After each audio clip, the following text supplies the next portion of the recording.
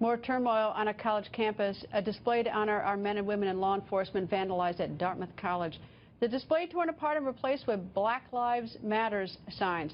Now, it all began when Dartmouth College Republicans put up the school-approved display during National Police Week, but just hours after it went up, Black Lives Matters activists took matters into their own hands.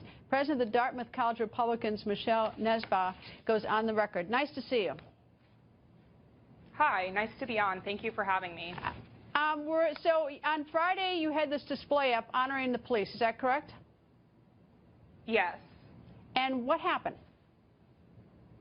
So the night before Thursday evening at around 11 p.m., we put up our display with some statistics about police officers who have been victims of violence before. We had statistics about September 11th. Every 61 hours, a police officer is murdered in the United States on general. And the next morning, we got up and we saw that our display was torn apart and replaced with Black Lives Matter posters.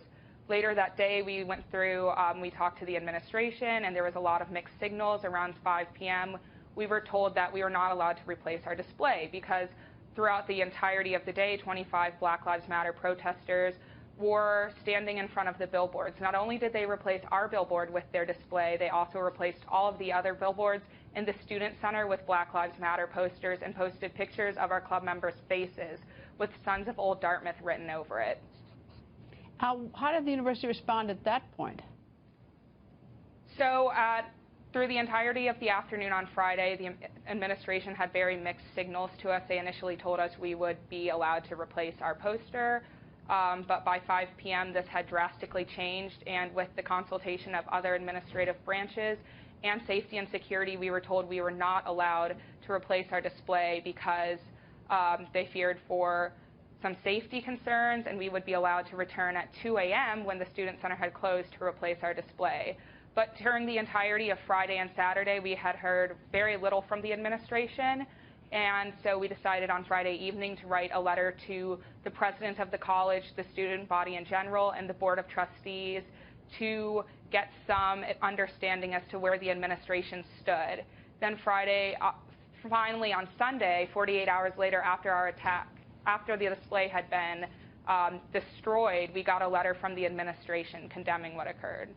All right. Now, back in November, there was a situation that Black Lives Matter had some display, and there was something ripped apart there, right? Was this considered? I mean, was this a retaliation for that? I mean, is there any connection between those two events? It's very hard to tell. What happened in November was very different. The display was only altered slightly. It was very late at night, and that it's very hard to tell, but one thing for sure about that event is the administration took a much quicker and much stronger stance on what occurred.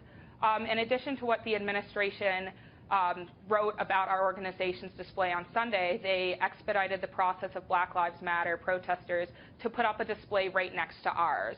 So that was something that was really a double standard in this situation and from the school's administration. Michelle, thank you very much for joining us.